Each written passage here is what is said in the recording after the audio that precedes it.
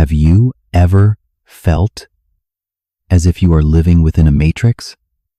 An endless loop of weariness, yearning, and despair? Each day feels like a glitchy copy of the one before. You labor, you earn, yet deep down, you feel more hollow than ever before. I know that feeling. I've stood at that crossroads myself, watching the world rush by and wondering, what is the point of it all? You are not alone.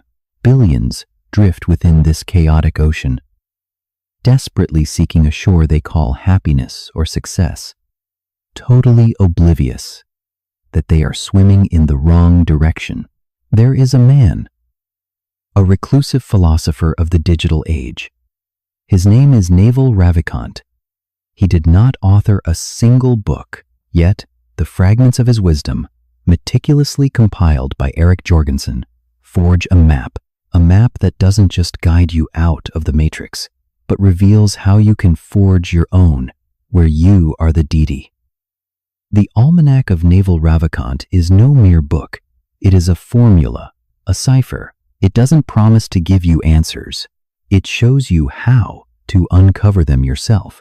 And if you don't heed this call right now, you will miss it. Miss the chance to ascend above the shadows where everyone else is still drowning. Chapter 1. Building wealth beyond mere currency. Most people misunderstand wealth. They think it's a bank balance or a big house. That is a grave error. Money is just a medium of exchange. Assets can rot.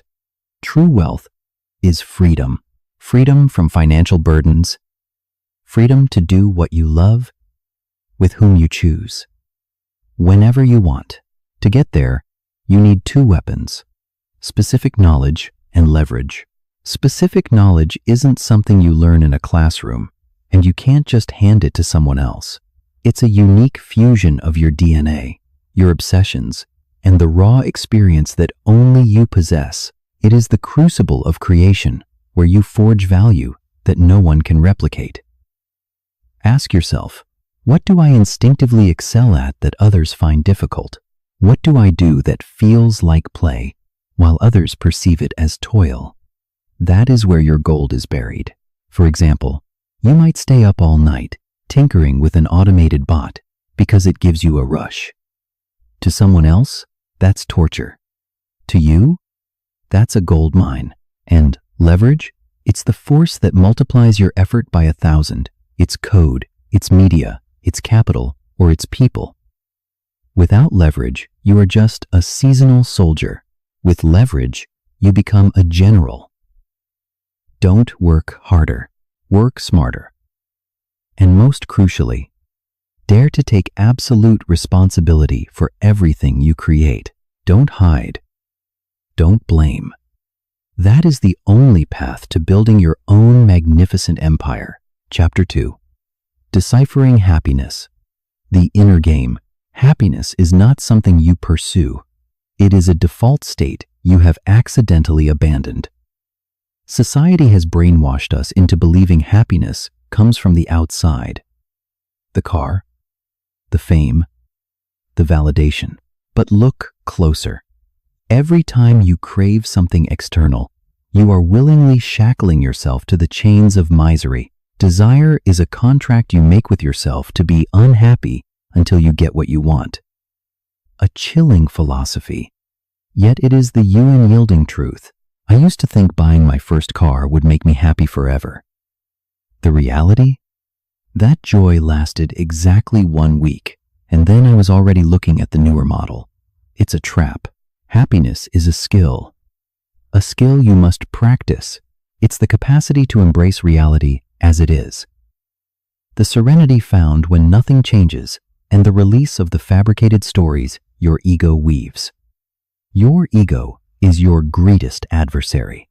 It forces you to compare, to compete, to feel significant. Learn to diminish the ego. Live in the present, for only the present is real. The past is dead. The future is just a dream. Meditation isn't about sitting still. It's the discipline of accepting everything. It's confronting yourself. It's severing the invisible bonds that bind your mind. Chapter 3. The Art of Decision. Timeless wisdom. Wisdom is not about hoarding data. It is the capacity for insight, the ability to see the patterns of how the world actually works. Naval believes that reading is the fastest way to download the brains of the greatest minds who ever lived. But don't read everything. Devour the classics, the works that have survived the test of time. Read what you love until you love to read. Don't read out of obligation. Read out of an insatiable hunger for understanding. Every decision is a wager.